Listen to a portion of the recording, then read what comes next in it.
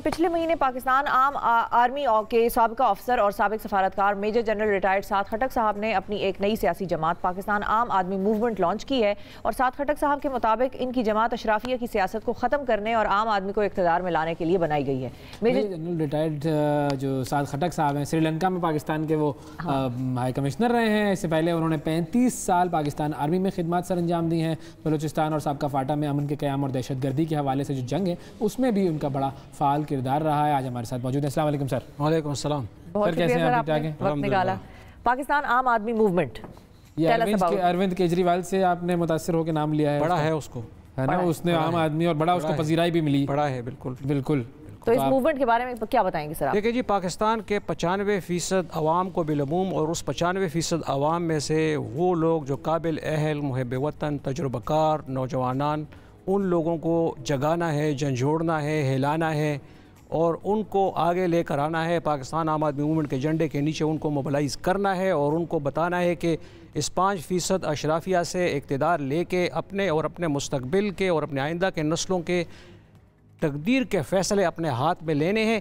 इस जदोजहद और इस जिहाद के लिए हम आगे निकले हैं और इंशाअल्लाह हम इस जदोजहद को जारी रखेंगे। तो ये जो सियासी जमातें बाकी जो काम कर रही हैं इस वक्त, कोई तकरीबन 125 के करीब जमातें रजिस्टर्ड हैं इलेक्शन कमीशन के पास, तो वो सब जो हैं वो सारी फेल हैं, बेकार हैं और उनमें किसी किस्म का कोई पोटेंशियल नहीं है। फेल है और बेकार है। इसलिए फेल है और बेकार है कि वो 95% लोगों को इस्तेमाल तो करते हैं 5 साल में एक दफ़ा वोट के लिए, लेकिन वो 95% लोगों की नुमाइंदगी असल में नहीं करते हैं।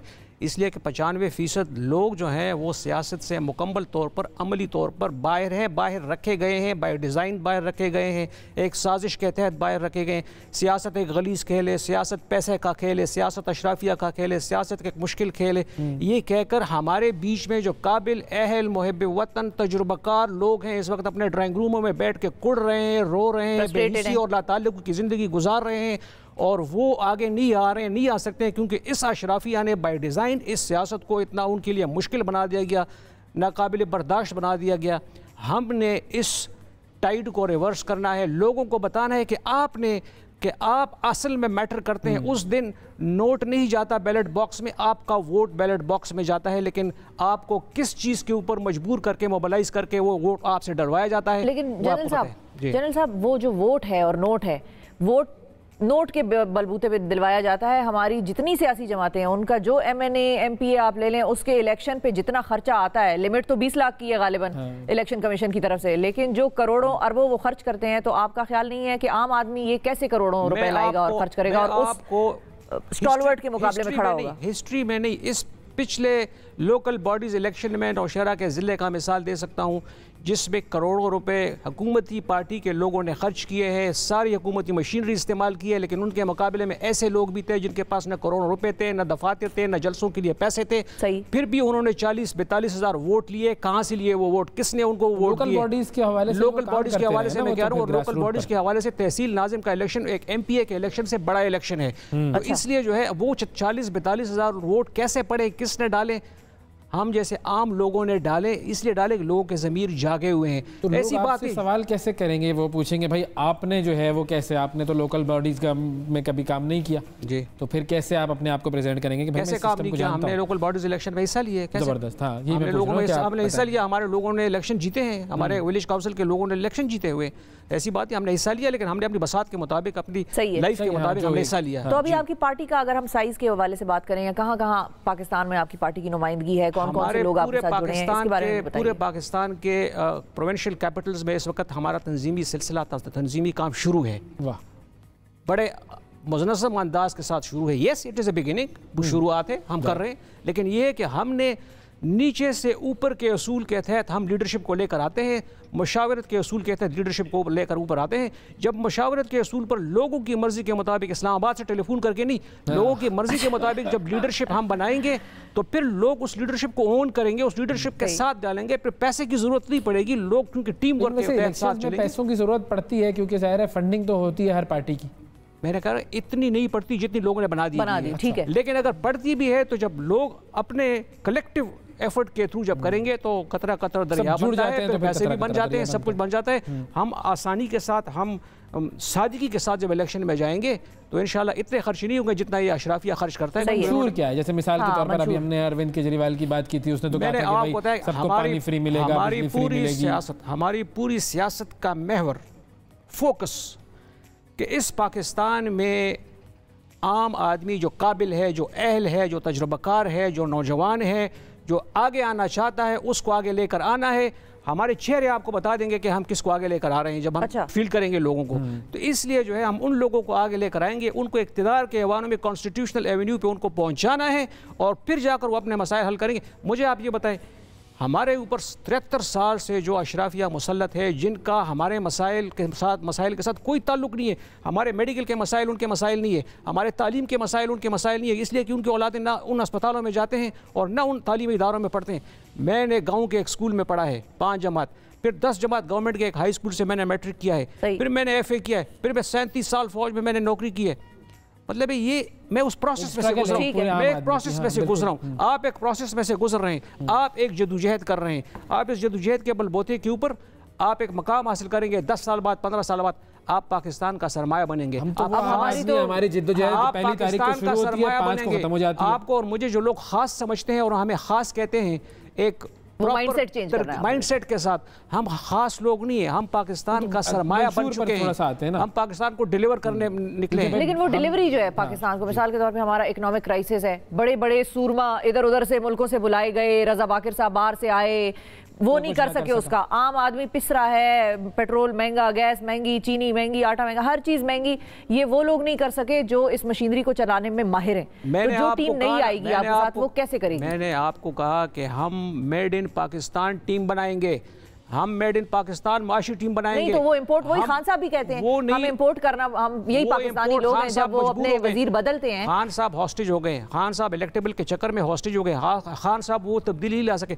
पाकिस्तान की 73 साल तारीख में असल तब्दीली वो होगी जो पाकिस्तान का, जब पाकिस्तान का आम आदमी इक़्तिदार के ऐवानों में पहुंचेगा। नहीं, ये इक़्तिदार के ऐवान में ही पहुंचना एक मेन फोकस है, उसके बाद बड़ा ऑब्जेक्टिव तो वही है, ऐवान में पहुंचेंगे शुरू होता है, तब तब्दीली आएगी। अब ऐवान में पहुंचने का सिलसिला जिससे वो इमरान खान साहब भी डील कर रहे थे, उन्होंने पहले इलेक्टेबल्स को रद्द किया, नहीं लूंगा, आम आदमी आएगा, यूथ आएगा, खवातीन आएंगी, आखिर में कॉम्प्रोमाइज करना पड़ा। नहीं लेती हुकूमत तो आप डिलीवर नहीं कर सकते, फिर हुकूमत के बाहर बैठे होते। जब आप डिलीवर नहीं कर सकते, अगर आपको 6 महीने के बाद पता चल गया कि आप डिलीवर नहीं कर सकते, ही should have left, he should have gone. जब वो आप अपने नजरिए के ऊपर, आप अपने मंशूर के ऊपर कौम को डिलीवर नहीं कर सकते, आप अपने वादों के मुताबिक कौम को डिलीवर नहीं कर सकते, what is the point in sitting there? He should have said, he should have told the people, भाई 6 महीने अगर नहीं हो रहा तो हम थोड़ा सा जरा कौम को बता देता कि जी मैं चूंकि इस मैंडेट के साथ आपको डिलीवर नहीं कर सकता हूं, हियर आई गो होम, आप मुझे या तो प्रॉपर मैंडेट दे दें या फिर आप उनको हवाले कर दें जिनको आप समझते हैं कि मेरे से बेहतर है इस मुल्क के लिए। लेकिन खान साहब ने कॉम्प्रोमाइज किया,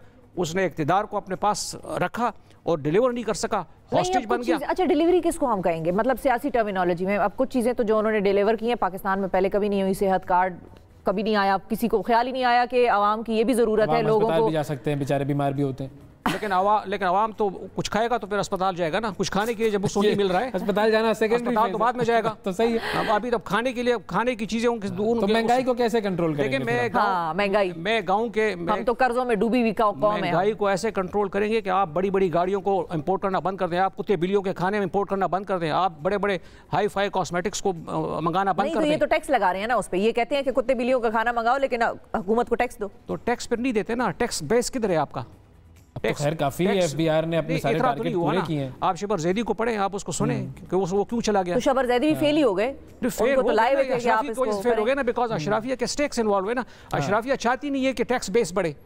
आपकी तकरीबन $1 ट्रिलियन की जो है ना वो है अपना इकोनॉमी है, लेकिन आपकी जो रिकॉर्डेड इकोनॉमी है, डॉक्यूमेंटेड इकोनॉमी, वो $250 बिलियन की है। क्यों? बाकी 3 गुना किधर है? वो ब्लैक इकोनॉमी। बाकी जो पार्टीज हैं, पीपल्स पार्टी मिसाल के तौर पर, उन्होंने क्या काम किया आपके ख्याल में उस मुल्क के लिए? वो भी बस ऐसे ही उन्होंने टाइम वेस्ट काम किया सारे। अभी आपने अपने जो है ना घरों तक महदूद रह गए, बड़े बड़े महलात वाले, 200 कनाल के घरों में रहने वाले, क्या वो आम आदमी की बेहतरी का सोच सकते हैं?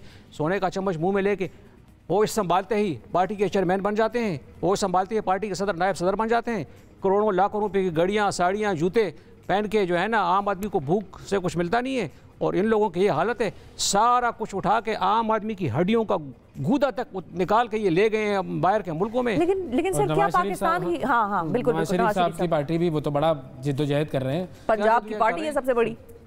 जदोजहद तो यही कर रहे हैं ना कि सारा कुछ पाकिस्तान से लेके इंग्लैंड में जाकर बैठ गए, खुद पूरे ख़ानदान को वहाँ पर बैठा दिया, पाकिस्तान को मकरूज़ ग़ुलाम और जग हसाई का एक नमूना बना दिया। तो यही पाकिस्तान के लिए कर गए पिछले 73 साल में। ये अशराफिया जो 5%। अच्छा, वो ये कहते हैं ये सब सिलेक्टेड हुकूमतें डोरें कहीं और से हिलती हैं और वही लाते हैं अपने लोगों को, वो कबाड़ा कर देते हैं, तो कहते हैं जमहूरियत जो है। जब वो कहते हैं कि सिलेक्टेड हुकूमत है तो किसी ज़माने में तो वो भी सिलेक्टेड थे ना, फिर उस वक्त क्यों नहीं बोल रहे थे?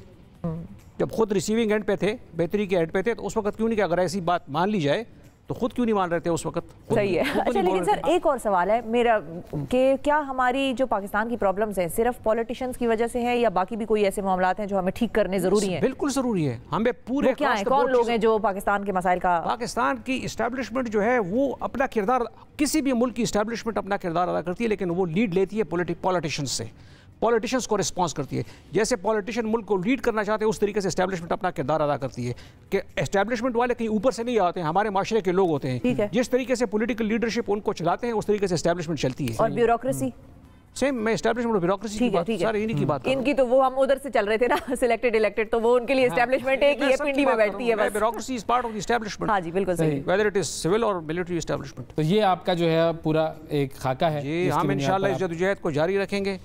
जो मर्जी है मुश्किलात हो, देखिए हमने एक पौधा लगाना है, हाँ। हमने एक शमा जलाना है और जला दिया और पौधा लगा दिया।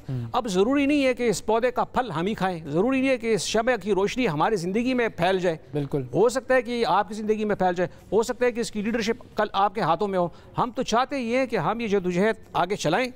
मुश्किलात जो देखें, मैं और मेरी टीम, हम अपनी एफ़र्ट के ऊपर, हम अपने जदोजहद के ऊपर मुकल्लफ़ है। हम असबाब के ऊपर मुकल्लफ नहीं है, हम टीमों को बनाने के ऊपर मुकल्लफ नहीं है, हम जो है ना रिजल्ट के ऊपर मुकल्लफ नहीं है, वो किसी और का काम है। बिल्कुल वो जाने। हाँ, हम ये ज़रूर बता सकते हैं, कोशिश कर सकते हैं कि हमारा इखलास है, इखलास के साथ कोशिश करेंगे, साफ नियत के साथ कोशिश करेंगे, जदोजहद करेंगे और बाकी छोड़ेंगे उसके ऊपर। बिल्कुल, all the best sir, all the best. इस मुल्क की सियासत अगर कोई भी बदले और इस मुल्क को बेहतरी की तरफ ले जाए तो हमारी सारी दुआएं उसके साथ हैं। मुल्क, द कंट्री कम्स फर्स्ट। बिल्कुल, बहुत शुक्रिया अदा करेंगे सर, वक्त दिया आपने।